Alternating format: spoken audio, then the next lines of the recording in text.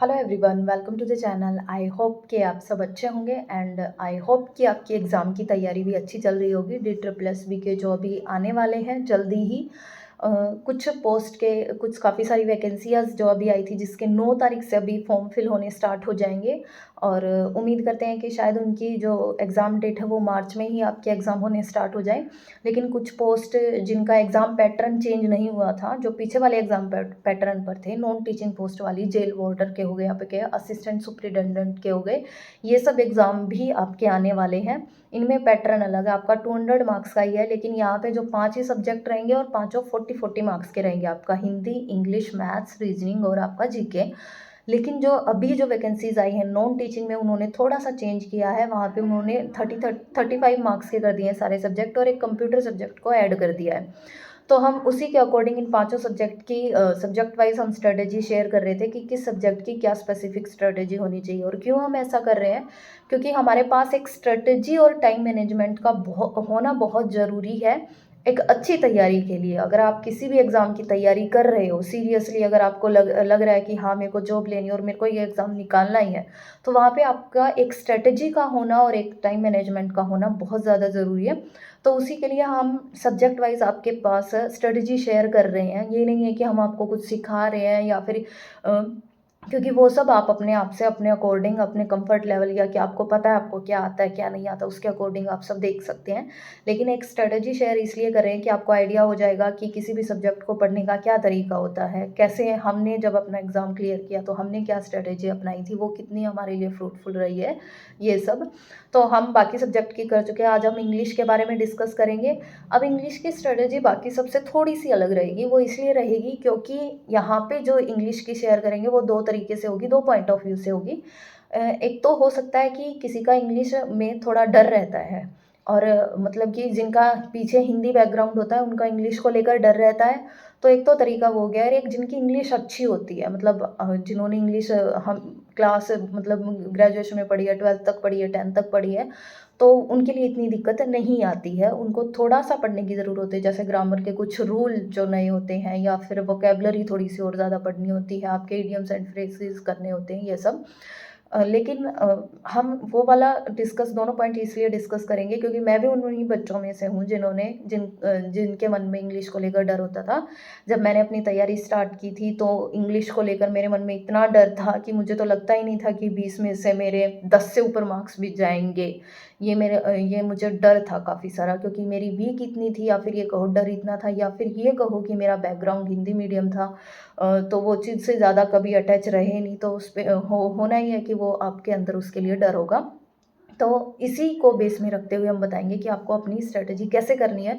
और फिर इतना डर होने के बाद भी और जब आपको ये लगता है कि इसमें नहीं आ सकते हो, फिर भी आप वहाँ पे अच्छा अटेम्प्ट कर जाते हो, अच्छा स्कोर कर जाते हो, तो वो उसके पीछे यही रहा होगा कि आपकी कोई स्ट्रैटेजी रही होगी या फिर किसी से आपने पढ़ा होगा ऐसा, ये सब। तो मेरा क्या तरीका रहा था, मेरा ये था क्योंकि मेरे को आती नहीं थी। देखो, जैसे हमने आपको पहले भी बताया कि आप किसी भी वीडियोज़ का या किसी भी बुक का यूज़ कर सकते हैं, वो तब करें जब आपको ये पता है कि ये चीज़ें मेरे को नहीं आती। अगर आपको आती है और फिर भी आप बार-बार वीडियोज़ वगैरह देखे जा रहे हो, तो वो आपका टाइम का वेस्ट हो रहा है और वहाँ पे फिर आप पीछे जा रहे हो सिलेक्शन में। लेकिन कुछ चीज़ें मैंने कहा था कि अगर आपको नहीं आती हैं, अगर आपको ये लगता है ये नहीं आती और वो करनी ज़रूरी है, तो आप उसको सीख के फिर उसकी प्रैक्टिस करें। तो इंग्लिश के केस में सेम मेरा भी ऐसे ही हुआ था, क्योंकि मेरे को यहाँ पे चीज़ें नहीं आती थी, तो मुझे यहाँ वीडियोज़ की हेल्प लेनी पड़ी थी। अगर फिर जब चीज़ें, क्योंकि मैंने जो बुक वगैरह जब मैंने पढ़ के देखी थी स्टार्टिंग में कि बुक से करने की कोशिश करते हैं, तो काफ़ी सारी चीज़ें समझ नहीं आ रही थी। अब बताने वाला कोई था नहीं, खुद से तैयारी कर रहे थे, तो उस केस पे ये होता था कि ये क्यों है या फिर क्या है। तो वहाँ मुझे हेल्प पड़ी थी वीडियोज़ की देखने की। तो उसी के अकॉर्डिंग मैं भी आपको बता रही हूँ। और वो जब मैंने वीडियोज़ देख के जब बुक को देखा था, तब मुझे क्लियर हुआ था कि सामने लाइन होते हुए भी क्या चीज़ हम नहीं पकड़ पाते हैं। वो वही बंदा बता सकता है जो उस चीज़ में एक्सपर्ट होगा, जिसने पढ़ी होगी, या फिर उसका टीचर उसको बता सकता है।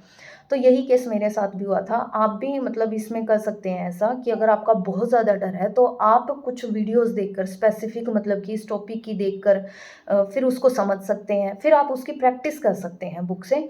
तो बुक का तो इंग्लिश को लेकर सबको पता ही है। एक मेन जो नीतू सिंह की जो बुक होती है, वही मैंने भी वही यूज़ की थी प्रैक्टिस के लिए क्वेश्चंस की। और वीडियोस की मैं कहूँगी, एक चैनल है यूट्यूब पे विनय कक्षा का, विनय कक्षा नाम से एक चैनल है, वहाँ पे सारी इंग्लिश का बहुत मतलब कि पूरा ही कोर्स कराया गया है। वैसे पेड कोर्स नहीं है, फ्री में ही है सारा इंग्लिश का कोर्स। तो मैंने वहाँ से, उन्होंने ना एक वीडियोस डाली थी, मतलब कि 150 रूल करके हैं, ग्रामर के रूल हैं 150 रूल। तो वो सारे मैंने वो पकड़े थे, क्योंकि पहले मेरे को ग्रामर करनी थी, कोई मैंने वो वीडियोस नहीं उठाई कि मैं नाउन को कर लेती हूँ या प्रोनाउन कर लेती हूँ, मैंने सीधा ही 150 वाले रूल पढ़े थे। और 150 वाले रूल मतलब वो पढ़ के वो मोर देन इनफ है टीटर प्लस बी में, अगर आपको इंग्लिश करना है तो वो मोर देन इनफ है। और वो 150 वाले रूल करके फिर मेरे को समझ में आया था कि मैं बुक से क्या चीज़ मेरे को क्यों समझ में नहीं आ रही थी, क्या मैं स्किप कर रही थी, क्योंकि जो वो लाइंस जो वहाँ पे लिखी होती हैं बुक में, उनके अंदर का एक्चुअल में क्या मीनिंग है, वो पढ़नी किस तरीके से है, वो मेरे को वीडियोस देख के पता चला था। बहुत ज़्यादा हेल्प हुई थी मेरी 150 वाले रूल को देख करके, क्योंकि वो हेल्प इसलिए हुई थी क्योंकि मेरा इंग्लिश को लेकर बहुत बड़ा डर था। और फिर मुझे थोड़ा-सा वीडियो देख के मुझे थोड़ा कॉन्फिडेंस आया कि हाँ, मैं इंग्लिश में भी स्कोर कर सकती हूँ। फिर उन्हीं से, वैसे तो वहाँ पे उसमें वोकैब है बुक में, लेकिन जब जैसे ही फ्री टाइम वगैरह होता था, अब वोकैब को भी एक तो आप सीधे ही पढ़ते हो, कोई आपको लाइव एग्ज़ाम्पल दे के अच्छे से करा रहा है, तो वो चीज़ फ़र्क पड़ता है, वो आपके दिमाग में जल्दी से बैठ जाती है, आपको उसको रिवीज़न करने की ज़रूरत नहीं पड़ती। मान लो अगर आप एक लाइन को पढ़ रहे हो और वो लाइन आपको किसी एग्जाम्पल से कनेक्ट करके वो पढ़ रहे हो, तो फिर आपको उसको प्रैक्टिस करने की ज़्यादा ज़रूरत नहीं पड़ेगी। अब क्योंकि टाइम कम था, इसलिए मुझे वो स्ट्रेटेजी अपनानी पड़ी थी। अगर मैं फिर ये करके चलती अपनी ईगो पे लेके कि नहीं मैं तो बुक से ही कर लूँगी और ये सब, तो उसके लिए टाइम नहीं था। तो मैंने यही थोड़ा स्मार्ट वे अपनाया था कि मैंने 150 रूल वहाँ से किए थे, उनके नोट्स बना लिए थे बाकायदा 150 रूल के, और उन नोट्स बना के, नोट से मैंने हेल्प की थी। फिर मैंने प्रैक्टिस के लिए बुक का यूज़ किया था। और जो वोकैब जो है, क्योंकि जैसे ही हमारे लिए जब हमने स्टार्टिंग से इंग्लिश पढ़नी स्टार्ट की थी, पता नहीं था एग्ज़ाम्स में कैसी आती है, कॉम्पिटिटिव एग्ज़ाम्स में, तो वहाँ पे हमने फिर वो पता चला कि अच्छा वोकैब को ऐसे याद करते हैं, इडियम्स एंड फ्रेज़ को ऐसे याद करते हैं, ये सब। तो वहाँ मैंने इडियम और फ्रेज़ की भी वहाँ पे लंबी सारी वीडियो 2-3 घंटे की थी, वो मैं देखती रहती थी, सुनती रहती थी, जब फ्री हो तब सुनते रहते थे। फिर मैंने बुक से भी उनकी प्रैक्टिस की थी, तो बहुत ज़्यादा हेल्प हुई थी। इवन बहुत अच्छा स्कोर किया था। मेरे लिए वो अनएक्सपेक्टेड था कि इतना हो जाएगा, लेकिन वो वीडियोज़ से और जो वोकैब वाली वीडियोज़ से, उनसे काफ़ी हेल्प हुई थी। फिर मैंने प्रीवियस ईयर क्वेश्चंस, जो कि आपको भी करने चाहिए, प्रीवियस ईयर क्वेश्चंस तो आप छोड़ना ही मत। काफ़ी सारे क्वेश्चन तो मेरे ऐसे हुए थे जो मैंने वीडियोज़ में पढ़े थे, जो मैंने नोट्स बनाए थे, मेरे नोट्स से एज़ इट इज़ आए थे। और प्रीवियस ईयर क्वेश्चंस तो आपकी हेल्प करेंगे ही, प्रीवियस ईयर पेपर जो हैं वो आपको नहीं छोड़ने हैं। अब मैं लास्ट में आपको एक ही चीज़ कहूँगी, आप अपनी स्ट्रैटेजी को, इंग्लिश को ऐसे रखना, स्पेशली अगर आप बिल्कुल ही नए हो, मतलब बिल्कुल ही बिगिनर हो, या फिर ये कहो कि डर है आपके अंदर। देखो, अगर आपकी इंग्लिश अच्छी है तो आप कर लोगे, लेकिन बात करते हैं उनकी जिनको लेके डर है, जिनके पास कम टाइम है, जिनके पास कम टाइम है तैयारी का, या फिर क्योंकि कम टाइम तो है ही, क्योंकि पता नहीं DSSB कब अपनी एग्ज़ाम डेट अनाउंस कर दे। तो उसके अकॉर्डिंग सबसे पहले आप 150 रूल पढ़ो। यूट्यूब पे जाके विनय कक्षा सर्च करोगे तो आपको 150 रूल मिल जाएंगे आराम से। तो 150 रूल आप वहाँ से पढ़ो, नोट्स बनाओ, उनकी रिवीजन कर लेना। आप वहाँ से वोकैब और वोकैब वाला, यानी कि इडियम एंड फ्रेज वाली, वहाँ पे जो वीडियोज़ मिलेंगी प्लेलिस्ट में, तो वहाँ से भी आप कर सकते हो, वो भी आपकी काफ़ी हेल्पफुल रहेगी। फिर आप बुक की भी हेल्प ले सकते हो, और उसके बाद आप अपने प्रीवियस ईयर क्वेश्चंस पेपर उठाना, और प्रीवियस ईयर पेपर से फिर आपकी प्रैक्टिस हो जाएगी। आपको लगेगा ये तो मैंने पढ़ रखा है, आपके क्वेश्चन बहुत ईजिली अटेम्प्ट होंगे। अब बात आते हैं मेन कि हमें अनसीन पैसेज भी आते हैं, उनको कैसे करना है। उसके लिए आपको आपकी रीडिंग की हैबिट बनानी पड़ेगी। अब वो कहाँ से करें?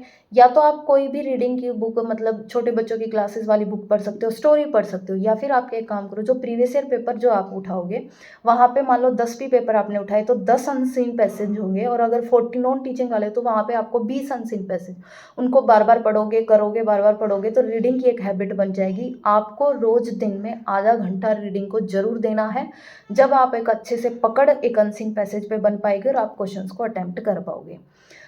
उम्मीद करते हैं कि ये स्ट्रेटजीज़ आपको आपके एग्ज़ाम में हेल्प करें।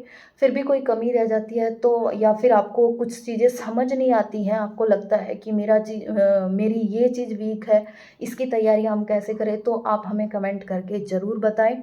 कोई भी चीज़ की आपको ज़रूरत पड़े कि हमें इस तैयारी में इस पॉइंट पर आके हम अटक रहे हैं, इसके लिए हमें हेल्प की ज़रूरत है, इस पॉइंट को क्लियर कर दीजिए, तो कमेंट में ज़रूर बताएं कि आपको कहाँ पे क्या प्रॉब्लम आ रही है।